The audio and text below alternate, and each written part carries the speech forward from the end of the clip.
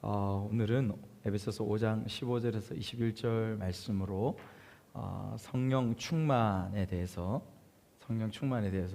같이 말씀을 나누도록 하겠습니다. 여러분, 우리가 계속해서 우리가 믿는 바 복음에 대한 가장 본질적인 부분들을 매주마다 지금 하나씩 주제를 가지고 생각해 오고 있습니다. 여러분, 이런 시간들 교회들 가운데에 내가 복음과 믿음 가운데에 구원 가운데 잘 서 있는가를 생각하고 돌아보는 시간들이 되어야 할 줄 믿습니다. 정말 그렇게 되었으면 좋겠습니다. 오늘도 이제 거듭나고 그 거듭남으로 말미암아 성령의 도우심으로 말미암아 우리가 믿음을 가지게 되었습니다. 구원 얻는 믿음, 그 믿음을 가진 존재가 이제는 어떻게 우리의 삶과 일상들을 살아가야 하는지에 대한 그 말씀들을 오늘 우리가 살펴보려고 합니다.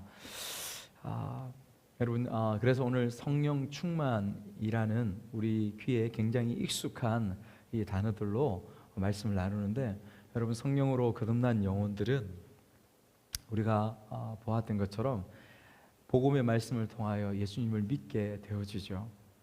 하나님이 누구이시고 하나님이 나와 무슨 관계 가운데에 있는지에 대해서 우리가 그것을 알게 되고 깨닫게 되어집니다. 내가 왜 이 세상에 태어나서 이렇게 고생하며 살지? 내가 왜 이 땅에 살아서 무엇을 위해서 도대체 살아가는 삶이지, 존재이지? 라는 그러한 인생의 궁극적인 질문들 가운데에 우리가 때로는 막힐 때도 있고 그 답을 알지 못해서 방황할 때도 있습니다. 우리가 힘들 때, 어려울 때, 또 누군가 갑자기 그 부분에 대해서 물어왔을 때 우리는 답을 찾지 못하고 알지 못해서 흔들리고 힘들어하는 부분들이 있습니다. 그러나 이 성령을 통하여 주님의 나를 위해 오심을 통하여서 내가 왜 태어나고 왜 살아가고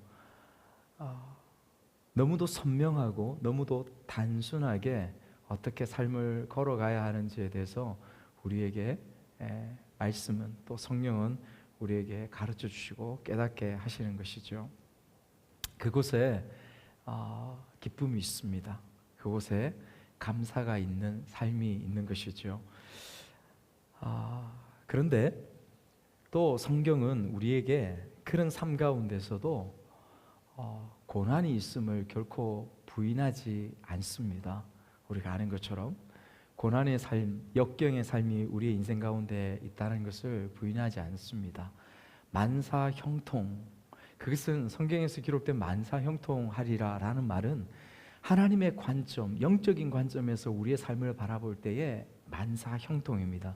그러나 결코 죄악된 인간의 모습, 연약한 우리의 모습으로 우리의 삶을 바라볼 때, 우리의 기준과 우리의 이성으로 바라볼 때 어찌 우리의 삶이 만사형통이라고 할 수 있겠습니까? 그럴 수 없는 것이죠. 우리는 역경을 만납니다. 고난을 경험하는 것이죠. 여러분, 우리가 잘 알고 있습니다. 인생의 단면을 보여주기 위해서 이스라엘 백성들로 통하여서 모형으로 우리에게 먼저 보여주셨습니다. 그들은 종되었던 애굽 땅 가운데서 억압받던 곳에서 구원을 받아서 자유인이 되었습니다. 그런데 그들이 만났던 그 삶은, 그 자유인 선민으로서 선택받아 서게 되었던 모습들은 광야였다는 것을 우리는 항상 기억해야 한다고 말씀드렸습니다. 광야였습니다.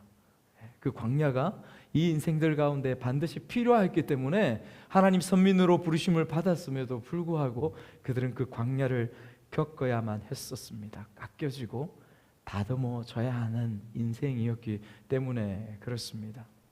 심지어 여러분, 그들은 40년이 지나서 약속의 땅 가나안 땅까지 들어가지 않습니까? 여러분, 그 땅까지, 그 가나안 땅은 무엇을 상징합니까? 구원받은 백성의 모습들을 상징하는 것입니다. 오늘로 이 신약으로 이야기하면 그 삶에서까지 가나안 땅에 들어가서 그냥 평안함과 안정됨만 있었습니까? 아니었습니다. 그들은 싸움을 통하여서, 치열한 피 흘림을 통하여서 그 땅을 쟁취해야만 했었습니다. 구원은 침노하는 것입니다. 천국은 침노하여서 취하는 것이라고 우리에게 말씀하시지 않습니까? 가나안은 취하는 것입니다. 그래서 우리의 삶 가운데에 그 삶으로 살아가면서 순종할 것인가, 순종하지 않을 것인가, 선민이라 하여도 갈등과 결정해야 된 그 수많은 선택의 기로 가운데서 우리는 때로는 힘들어하고 어려워하면서 우리의 삶의 여정들을 뚜벅뚜벅 걸어가는 삶이 우리의 인생이 우리의 삶이라고 성경은 우리에게 가르쳐 주고 있는 것입니다. 갈등과 결정의 삶이 어렵습니다.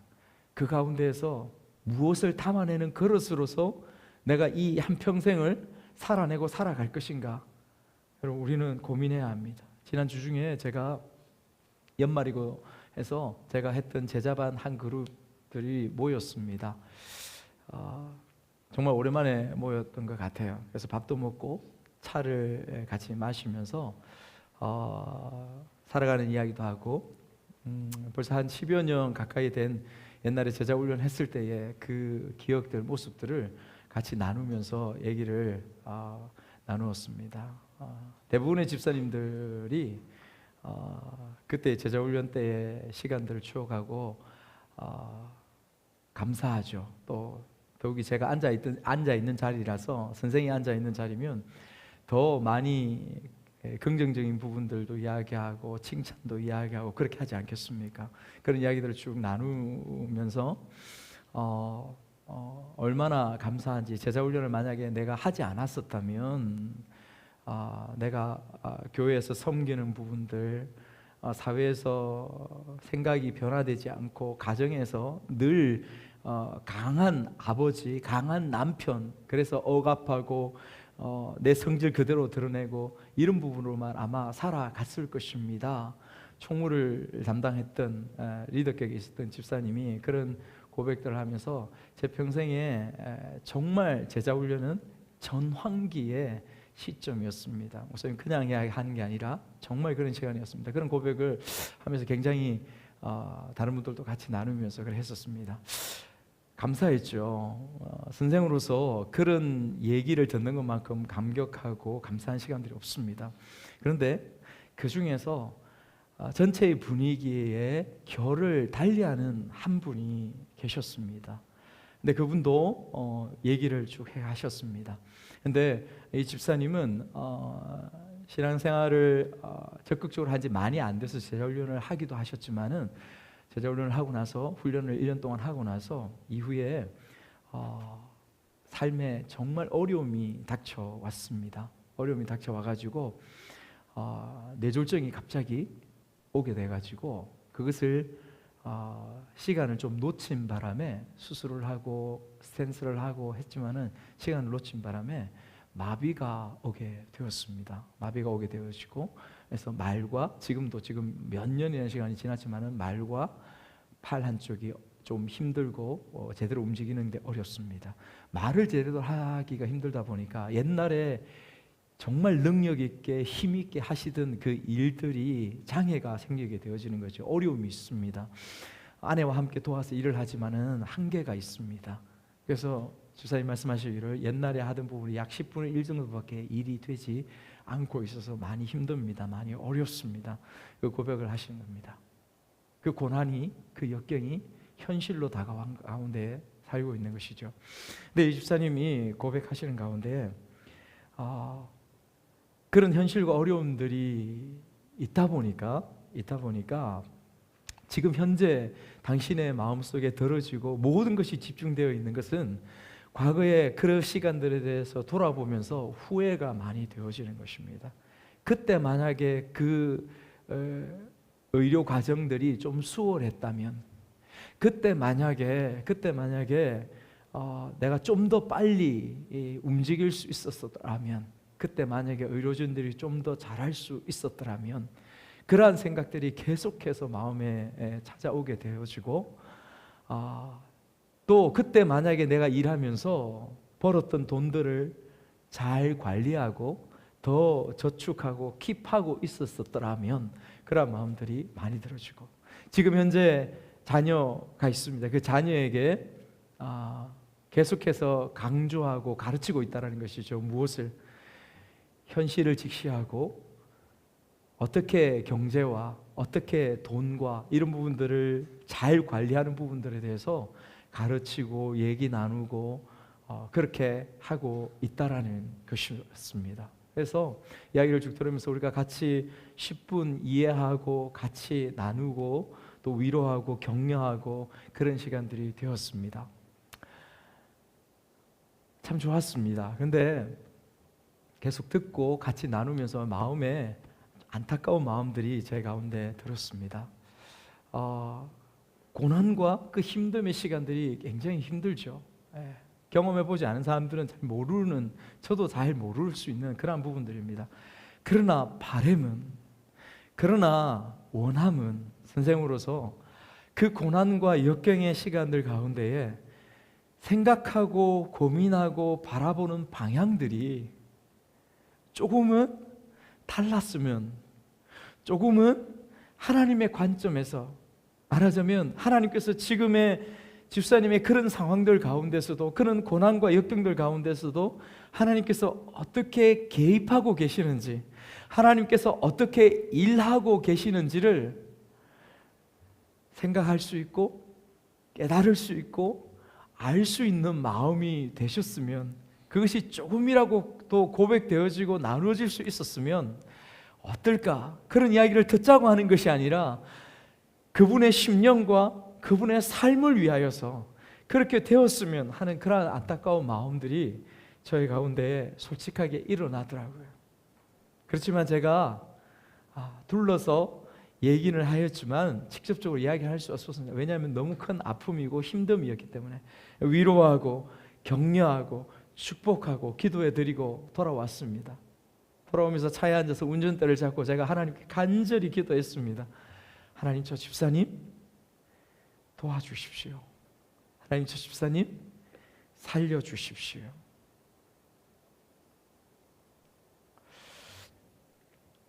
고난과 역경은 여러분 우리 모두에게 존재합니다. 알지요? 하지만 그 고난의 뜻을 생각하고 깨닫는 이와 전혀 생각하거나 깨닫지 못하는 그 삶은 명암이 달라지는 것입니다. 근본적으로 차이가 있습니다. 그래서 말하죠. 성경은 우리에게 말합니다. 우리에게 당하는 그 고난과 역경의 시간들이 그냥 그 시간들이 그냥 고통뿐으로 남을 것인가? 아니면 그 고통과 고난의 시간들을 통하여서 내가 그곳에서 보석을 발견하고 의미를 발견하고 내가 그 가운데서 성숙해지는 내 인생에 버릴 수 없는 정말 고귀하고 가치 있는 시간으로 내가 내 인생에 삼을 것인가 선택할 것인가 라는 부분들은 너무도 다르고 그 삶이 우리의 삶 가운데 실제적으로 존재한다는 것을 우리는 우리의 삶을 통하여 알고 성경은 또 우리에게 그것을 가르쳐 주고 있다라는 것입니다. 묵상해야 됩니다. 고민해야 됩니다. 여러분, 이것이 성령께서 우리 안에서 행하시는 일인 것입니다. 그 성령께서 이미 저와 여러분들 가운데에 임하고 계심을 우리는 알고 있습니다. 할렐루야. 성령께서 우리 가운데 함께하고 계시죠. 여러분, 오늘 우리가 읽었던 말씀은 그 성령께서 역사하시는 성령 충만에 대해서 말씀하고 있습니다. 여러분, 말씀을 한번 우리가 읽었던 말씀을 다시 한번 읽겠습니다. 15절에서 17절까지의 말씀을 한번 읽어볼까요? 시작. 그런즉 너희가 어떻게 행할지를 자세히 주의하여 지혜 없는 자같이 하지 말고 오직 지혜 있는 자같이 하여 세월을 아끼라. 때가 악하니라. 그러므로 어리석은 자가 되지 말고 오직 주의 뜻이 무엇인가 이해하라. 먼저 우리의 삶을 잘 들여다보라고 그렇게 말씀하시는 것입니다. 내 삶을 잘 들여다보라, 주의 깊게 생각해 보라 라고 하는 것입니다. 내가 좀 젊건 아니면 지금 나이가 좀 들어서 노년 가운데 있건 간에 나는 지금 어떻게 살아가고 있나?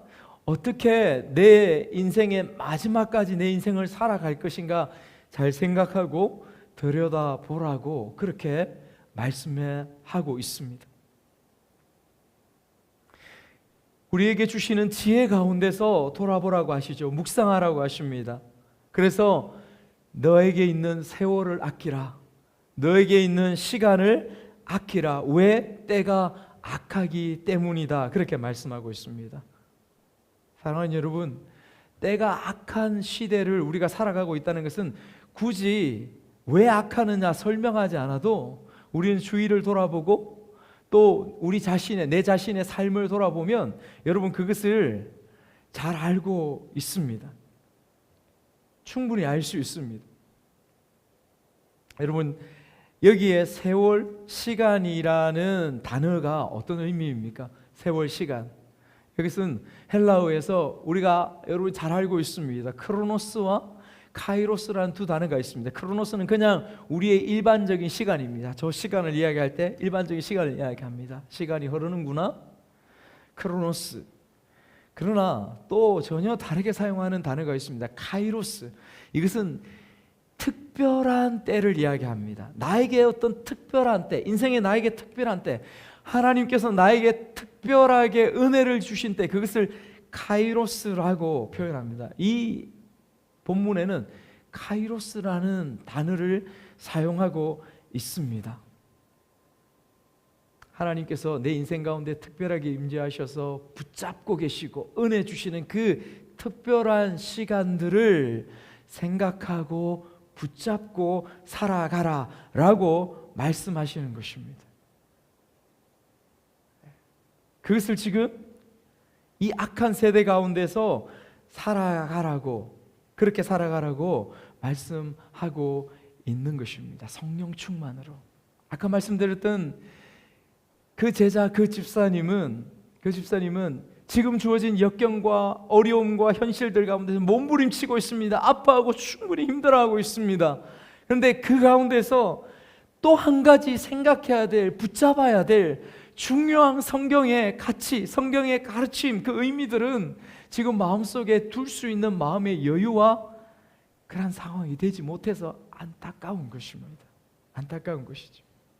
그렇게 하지 말고 카이로스의 시간들 가운데서 분별하고 생각하라고 말씀하시는 것이죠. 주의 뜻은 무엇인가? 주의 뜻이 무엇인가? 분별하라고 하십니다. 그래서 그 주의 뜻이 이 악한 세대 가운데에 바르게 살아가는 주의 뜻이 무엇인가를 구체적으로 18절 가운데서 말씀해 주고 있습니다. 우리 18절 말씀도 같이 한번 읽겠습니다. 시작. 술 취하지 말라. 이는 방탕한 것이니 오직 성령으로 충만함을 받으라. 어떻게 분별하며 살아갈 수 있습니까? 주의 뜻을 어떻게 구별하며 지혜롭게 살아갈 수 있습니까? 술 취하지 말라. 이는 방탕한 것이니 오직 성령의 충만함을 받으라. 할렐루야. 여러분, 이 말씀은 좀 분석이 필요합니다. 여러분, 성령 충만이라는 단어가 이곳에 등장합니다. 여러분, 우리는 이미 성령 충만의 단어들을 알고 있겠지만은 이 성령 충만이라는 말은 성령 세례와는 구분을 지어야 합니다. 여러분, 성령 세례는 어떤 것일까요? 성령 세례는 단회적입니다. 내가 예수 그리스도를 처음 믿게 되었을 때에, 믿는다고 고백하는 그때에 성령 세례를 통하여서 우리는 하나님의 복음이, 말씀이 하나님의 복음과 나를 살리는 생명의 말씀인 줄 깨닫게 되어집니다.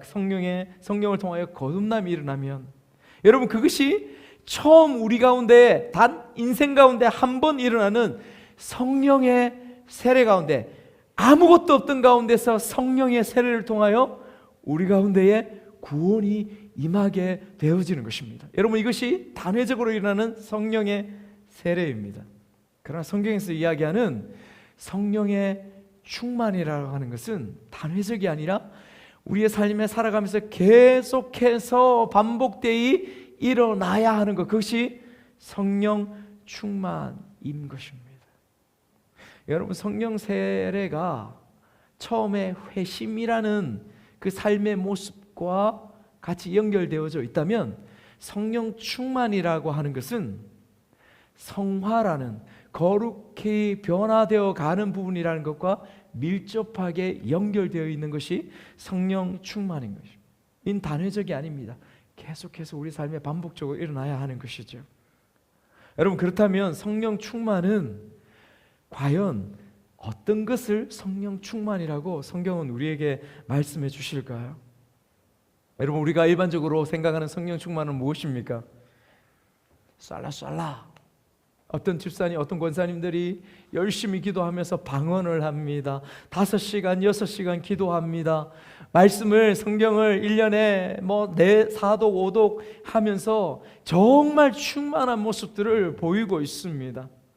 온갖 예언을 하고 방언을 하는 그런 은사적인 부분도 충만한 가운데에 있는 모습을 성경에서 성령 충만이라고 얘기하느냐? 종교적으로 그 사람에게 있어서 예수 믿기 때문에 종교적으로 나타나는 그 모습이 진하게 배어나옴으로 인해서 그것을 성령 충만이라고 이야기하느냐, 말씀하느냐? 그렇지 않습니다. 여러분, 결코 그렇게 말씀하고 있는 것이 성경에서 말하는 성령 충만이 아닌 것을 우리가 똑똑히 알아야 합니다. 여러분, 오늘 말씀을 보면 성령 충만을 먼저 어떤 행위와 대조해서 설명하고 있는 부분들을 보아야 합니다. 우리가 말씀을 아까 보았던 부분을 보시면 술 취하지 말라, 오직 성령의 충만함을 받으라, 그렇게 말씀하고 있습니다. 여러분, 술 취하지 말라, 이는 방탕한 것이니 술 취하지 말라 이분들 자체만 떼어놓고 볼 수 있습니다. 왜? 방탕함으로 이것은 하나님 나라의 유업을 받을 수 없는 것이라고 성경은 갈라디아서, 고린도전서에서 계속해서 우리에게 말씀하고 있습니다. 그 중에 고린도전서에 있는 말씀만 먼저 보겠습니다. 고린도전서 6장 9절에서 10절 말씀을 한번 읽어볼까요? 시작.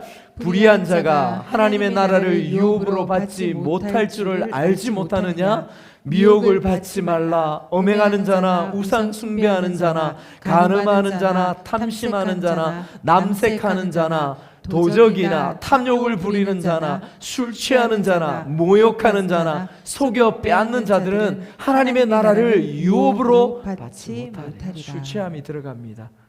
예수 믿기 전에 이러한 모습들이 있었다고 하는 것이죠. 예수 믿고 난 이후에도 이러한 모습들은 여전히 우리를 유혹하고 이곳에 걸려 넘어지게 하고 있는 모습들이 이 모습이라고 하는 것입니다. 그 가운데 술 취함이 있습니다. 하나님의 나라를 유업으로 받을 수 없다라고 하는 것이죠. 그런데 유독 이 술 취함에 대해서, 술 취함과 성령의 충만함을 대조하고 있습니다. 이 대조를 통하여서 우리에게 가르쳐 주시고자 하시는 것이 있는 것이죠. 무엇일까요? 술 취함과 이 성령 충만이 비슷한 모습이 있다라고 하는 것입니다. 어떤 비슷한 모습이 있을까요? 지배당하는 것입니다. 여러분, 술 취하면 어떻게 될까요? 술에 지배당하죠. 한 잔, 두 잔, 석 잔, 부어라, 마셔라. 이렇게 하면 술에 지배를 당하게 되어 있습니다. 전혀 안 드셔보신 분처럼 그렇게 가만히 계시면 재미가 없습니다.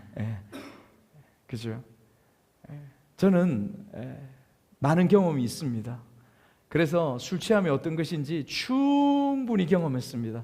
충분히 경험하고, 그래서 저는 이 말씀을 나중에 대했을 때, 술 취함과 성령의 취함, 성령의 충만함이 어떤 공통점이 있거나 피부로 와닿습니다. 삶의 경험으로 그것이 무엇인지 알고 있습니다. 지배당하는 것이죠. 성령 충만이라는 건 다른 거 아닙니다. 여러분, 성령님에게 지배당하는 것입니다. 내 생각과 내 바라보는 것과 내 삶의 모습들, 상황들 모든 가운데서 성령의 지배당해서 생각하고 행동하고 마음의 양심의 가책을 느끼는 부분들이 성령의 충만입니다. 성령의 충만입니다. 또 무엇이라고 성령의 충만을 선명하게 설명해 주는지 말씀을 보도록 하겠습니다. 여러분, 오늘 말씀을 보면 성령 충만을 받으라라고 말씀하시는 부분에 문법을 좀 보아야 합니다. 이거는 현재 명령형 수동태로 적혀 있습니다. 현재 명령형 수동태. 여러분, 헬라어에서 명령형으로 쓰여진 현재 시제는 무엇을 이야기하냐면 현재에 계속되는 계속성을 나타냅니다. 무슨 말이냐면 이 성령 충만은 아까 말씀드린 대로 한 번으로 끝나는 것이 아니라 계속 충만한 가운데에 있어야 됨을 말씀해 주고 있는 것입니다. 그리고 수동형으로 쓰였습니다. 수동형은 내가 행하는 것이 아니라, 내가 주체가 아니라 내가 받는 것이요 하나님이 주체인 것을 말씀해 주고 있는 것입니다. 그리고 오늘 본문 말씀에 보면 복수형으로 기록되어 있습니다. 왜 복수형으로 되어 있을까요? 나 혼자 성령 충만하게 살 수 있습니다. 그러나 오늘 말씀 가운데서는 적어도 무엇을 말씀하시냐면 너 혼자 성령 충만하게 살지 말고 너 옆에 있는 우리의 공동체, 교회 공동체 가운데에 성령 충만을 위하여서 살아가라고, 함께 성령 충만하라고. 그것을 오늘 바울 사도를 통하여 주님께서 우리에게 말씀하고 있는 것입니다. 사랑하는 여러분, 우리는 우리의 공동체로 성령 충만한 가운데 있습니까? 우리의 예배로, 우리의 공동체, 여러분 우리 함께 함으로 충만한 가운데에 여러분 있을까요?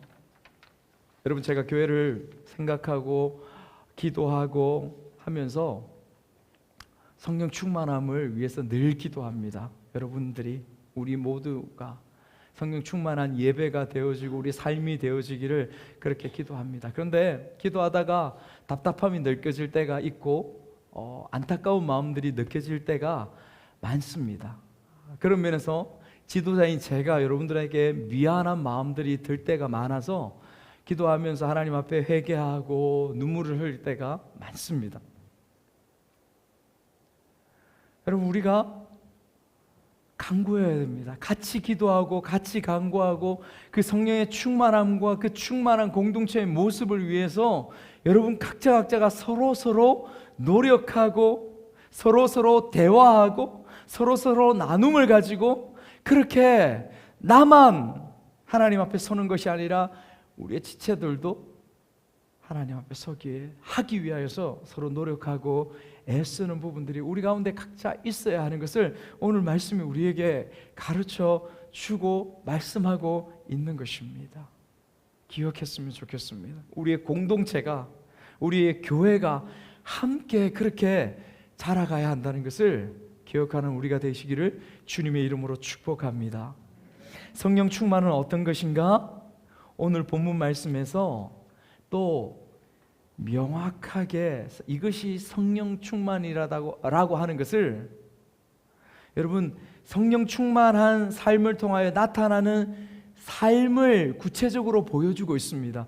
그 삶을 통하여 이것을 우리에게 가르쳐주고 있습니다. 여러분 19절에서 20절 말씀을 한번 읽어보도록 하겠습니다. 19절에서 20절 말씀 시작. 시와 찬송과 신령한 노래들로 서로 화답하며 너희의 마음으로 주께 노래하며 찬송하며 범사에 우리 주 예수 그리스도의 이름으로 항상 아버지 하나님께 감사하며.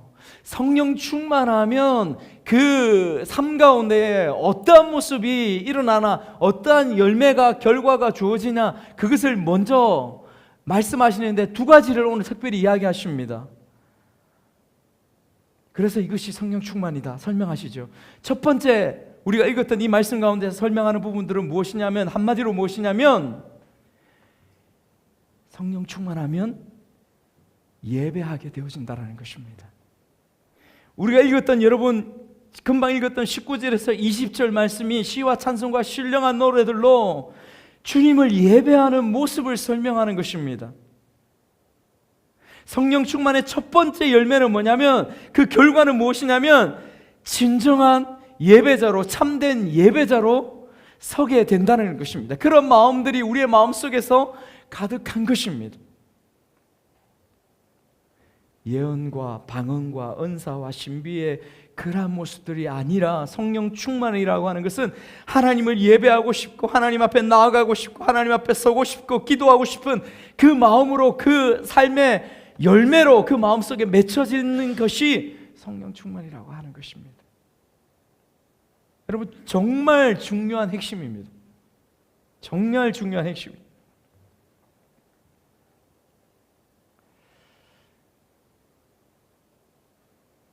말씀 20절처럼 여러분, 범사에 예수님의 이름으로 감사하며 삶의 예배로 주님 앞에 서는 것입니다. 오순절 다락방의 모습들을 여러분 생각해 보십시오. 성령님께서 강력하게 임재하셨습니다. 모이는 그 자리 가운데서 그곳에 있는 모든 사람들이 가장 첫 번째 드러났던 부분들이 모일 때마다 하나님을 예배하는 것이었습니다. 모일 때마다, 가정에서뿐만 아니라 공동체는 모일 때마다 여러분, 그 예배 가운데에 삶의 예배를 빼놓지 않습니다. 삶의 예배를 빼놓지 않습니다. 여러분, 말씀을 보시면 20절 말씀을 보십시오. 20절 말씀에서 이렇게 말씀합니다. 범사에 우리 주 예수 그리스도의 이름으로 항상 아버지 하나님 감사하며, 범사에 감사하며, 이것이 우리의 삶 가운데서 하나님을 예배하는 삶의 모습, 그 삶의 예배를 설명하고 있는 것입니다. 우리가 모일 때의 예배, 우리의 흩어졌을 때 우리의 삶의 예배, 성령 충만이라는 것은 여러분들의 마음속에 하나님을 예배하고 예배자로, 참된 예배자로 서고자 하는 그 마음들이 가득한 것을 설명하고 있는 것입니다. 그렇다면 두 번째는 무엇일까요? 두 번째는 어떤 열매, 어떤 결과를 통하여 성령 충만을 설명하고 계십니까? 여러분, 21절 말씀을 같이 한번 읽습니다. 시작. 그리스도를 경외함으로 피차 복종하라. 그리스도를 경외함으로 피차 복종하라. 여러분, 이 말씀은 굉장히 수준 높은 삶의 모습을 우리의 삶 가운데 주문하고 계신 것입니다. 성령 충만의 결과로서 이제 예수 그리스도를 믿는 사람들은 서로 복종의 관계 가운데 나아가야 하는 것을 말씀하고 있는 것입니다. 서로 간의 복종의 관계들, 여러분, 그 복종의 관계들이 구체적으로 어떤 관계 가운데서 주어지는지를 그 이후에 설명하고 있는 것이죠. 여러분, 이 말씀은 좀 이상하죠? 우리가 살아가는 세상과는 사뭇 다릅니다. 이 세상은 다른 사람을 내가 복종시키지 않으면, 다른 사람 위에 내가 군림하지 않으면, 다른 사람 위에서 내가 지시하지 않으면 나는 패배자가 된 것 같고, 나는 비참한 것 같고, 그러한 마음들을 가지고 살아가는 것이 여러분 이 세상입니다. 그래서 내가 우월해지기를 원하고, 우리 자녀들에게 그렇게 교육하고, 그렇게 위하여서 우리 자녀에게 공부를 하고 최선을 다하고 코피 터지면서 그렇게 공부를 합니다. 그리고 열심히 돈을 벌죠.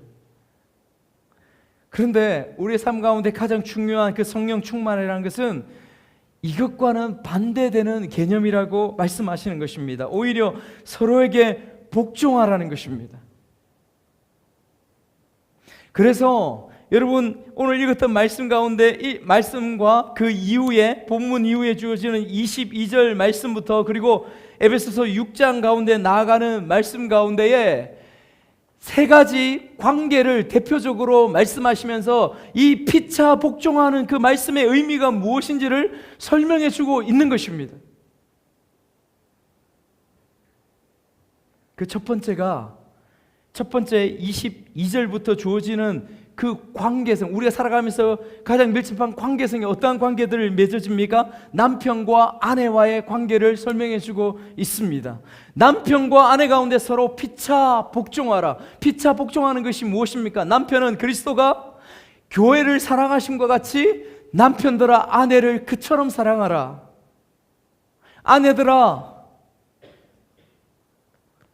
아내들아 교회가 그리스도에게 뭐라고 말씀하세요? 남편들아, 그리스도께서 교회를 자기 몸을 주신 것 같이 사랑하듯이 그렇게 사랑하라. 그렇게 남편들아 아내에게 피차 복종하라. 이 복종이라는 단어들로 서로의 관계성에 대해서 설명해 주고 있는 것입니다. 그 다음에 어떤 관계에 대해서 말씀하고 있을까요?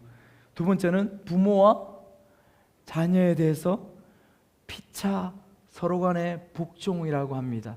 부모와 자녀 간에 서로 피차 간의 복종이라고 해서 여러분 단어가 이상합니까? 그렇지 않습니다. 의미를 생각하면 전혀 이상하지 않습니다. 부모들은 자녀에게 복종으로 하나님께서 어떤 관계를 말씀하고 있습니까? 마땅히 잘 양육하고 노엽게 하지 마라. 화나게 하지 마라. 노엽게 하지 마라. 잘 양육하고 서로 돕고 잘 키우라라고 말씀하시죠. 자녀들은 부모에게 순종하라. 두 번째 관계에 대해서 피차 복종을 설명해 주고 있습니다. 그리고 마지막에 무엇을 설명합니까? 종과 주인의 관계에 있어서 서로 피차 종과 주인이 복종하라고 설명해 주고 있습니다. 주인에게 순종하고 눈가림만 하는 자처럼 하지 말고 하나님 대하듯이 종아 주인들에게 그렇게 순종하고 피차 복종하라. 이것을 설명하고 있는 것이죠. 성령에 충만한 사람들은 이 관계 가운데, 이 삶 가운데 나아가는 것을 설명해 주고 있는 것입니다. 그러면 주인은 종에게 어떻게 복종해야 될까요? 여러분 9절 말씀을 한번 읽어볼까요? 9절 말씀 6장 9절입니다. 한번 같이 읽겠습니다. 성경을 한번 보시면서 시작. 상전들아 너희도 그들에게 이와 같이 하고 위협을 거치라. 이는 그들과 너희의 상전이 하늘에 계시고 그에게는 사람을 외모로 취하는 일이 없는 줄 너희가 알미라. 위협을 거치라. 그들의 상전도 그들의 하나님도 위에 계신다. 너의 상전 너의 하나님과 동일하다. 피차 복종하라. 관계를 정립해주고 있는 것입니다. 결국은 여러분 예수님을 내가 믿고 예배하고 모든 관계와 삶 가운데서 세상이 설정해 놓은 마땅하게 여겨지는 그 관계를 뛰어넘어서 성경에서 성령의 충만함으로 주어지는 삶의 열매, 그 결과가 우리에게 주어짐으로 그 삶을 살아가는 것이 성령의 충만함이다 라고 우리에게 명확하고도 명확하게 우리에게 설명해 주는 것입니다. 할렐루야. 단순히 종교적인 그러한 행위, 그러한 모습으로 나타나는 것이 여러분 성령 충만함이 아닙니다. 여러분 이런 말씀들을 이 말씀을 읽으면서 발견하게 되어지고 깨닫게 되어지면 여러분 심령 속에서 감동이 일어나지 않습니까? 감화가 일어나야 합니다. 성령께서 우리의 가슴 속에서 두근두근 그렇구나 이 가운데서 하나님께서 이렇게 말씀하심이구나. 이것이 성령 충만이구나. 세상에서 말하는 다른 종교들과 다르지. 그래, 사람들이 만든 그 종교들과는 전혀 다르지. 여러분 이런 부분들이 마음속에 느껴지고 깨달아져서 말할 수 없는 감동과 희열과 기쁨이 여러분들 심령과 마음속에서 여러분 정말이에요. 일어나야 합니다. 여러분 그것이 느껴져야 돼요. 왜 그런 줄 아십니까? 그것은 여러분들이 느끼는 것이 아닙니다. 여러분들이 그것 때문에 기뻐하고 즐거워하는 것이 아니라 여러분 속에 계신 성령께서, 여러분 속에 살아계신 성령께서 이것 때문에 기뻐하고 즐거워하고 감동하고 감격하는 것입니다. 여러분 만약에 이런 부분들이 여러분 속에서 지금 느껴지지 않고 그냥 냉랭하고 그렇지 그냥 그렇지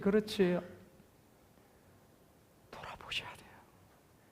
정말 돌아보셔야 됩니다.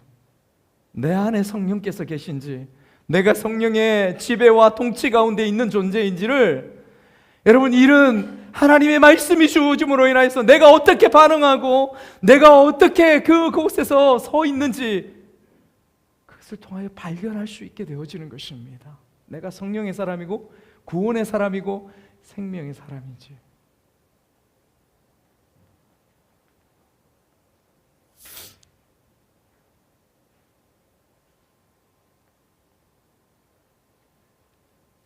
우리가 말씀을 정리하도록 하겠습니다. 우리가 소위로문다 공부를 하면서 여러 관계들 가운데서 이야기하면서 제가 굉장히 감동받았던 게 뭐냐면, 너희가 사랑하느냐? 그러면 자유케 해라. 진짜 사랑하느냐? 억압하지 말고 누르지 말고 네 고집과 아집으로 행하지 말고, 가정에서 남편은 아내에게, 아내는 남편에게, 부모는 자식에게 자유하라, 자유케 해라. 자유케 하고 자유하면서 살아갈 수 있도록 가르치고 양육하라. 우리가 그것을 배우고 감동했습니다. 그것이 하나님께서 우리에게 보여주신 사랑이고, 죄를 지어서 타락할 수 있음을 알면도 불구하고 하나님은 우리에게 그 자유를 허락하셨다라고 하는 것입니다. 부모이신 여러분 자녀에게 이 참된 자유를 깨닫고 알게 하기 위해서 여러분들은 어떻게 행하셔야 되겠습니까? 어떻게 살아가야 되겠습니까? 그 자유가 무엇인지를 가르쳐 줘야지요. 보게 해야 되지요. 누구를 통하여서? 여러분을 통하여서요. 부모이신 여러분들이 그 사랑에 대해 관심도 없고, 성령의 충만함에 대해서 관심도 없고, 그렇게 살아가는 존재고, 그런 모습들 가운데 있다면 여러분들의 자녀와 우리의 후손들이 하나님의 이 진리 가운데 결코 관심을 가지게 되지 않을 것입니다. 결코 사랑이 무엇인지, 결코 그 사랑 가운데 주어지는 자유하면서 인생을 살아가는 것이 어떤 의미인지를 여러분 결코 깨닫지도 알지도 못하고 그냥 냉랭하게 그렇게 살아가는 존재가 될 수밖에 없습니다. 왜입니까? 여러분들의 뒤를 보고, 여러분들의 뒤안길을 바라보고 자녀들은 그렇게 살아갈 수밖에 없기 때문에 그렇습니다. 그곳에 우리의 살아가면서 무한 책임이 우리에게 있는 것입니다. 우리의 남편과 아내의 관계들 가운데서도 그렇죠. 말씀을 정리합니다. 교회는 오늘 너무도 많이 타락했습니다, 여러분. 교회는 요즘 여러분들 신문 방송 보면 어떤 종교인이 스스로 입적을 해서 불을 지르고 입적을 해가지고 그 부분에서 찬반 해가지고 비판도 심하고 그렇습니다.